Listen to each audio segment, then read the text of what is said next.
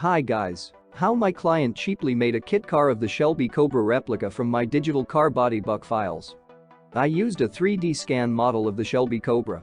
I work only with accurate 3D scan models, scale 1:1. After that I divided this 3D scan model into sections. The standard step between the main car body buck sections 10 cm. Step for front and rear sections 5 cm. Then I saved a digital car body buck sections in JPEG and DXF format. This digital car body buck files need to print on a regular paper printer. You can use absolutely any paper printer. Or need to cut on a CNC or laser machine to obtain wooden car body buck sections. From this wooden sections need to assemble a car buck. My client assembled the sections one after another to get a car buck. It's like Lego, but for men. Everyone can do it easily. Then the space between the sections need to fill with construction foam and the surface covered with construction putty.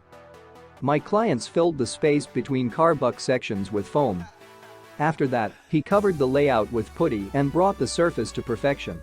After that, he coated the layout with any suitable composition to avoid adhesion during further work with fiberglass.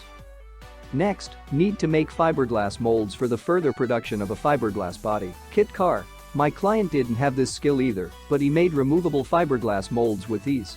The main thing is that you made fiberglass molds once, you can make many fiberglass bodies. Fiberglass car body made from resulting fiberglass molds. All you need is epoxy resin and glass material. Nowadays it is available to everyone. There is nothing difficult about working with fiberglass. The finished fiberglass car body kit car is installed on a suitable donor car or on a homemade frame. The Shelby Cobra replica is ready. The most important thing is to make the body. It's like Lego, but for men. Many of my clients make this without any experience. If you need digital car body buck files for self-building a Shelby Cobra replica yourself, then Welcome!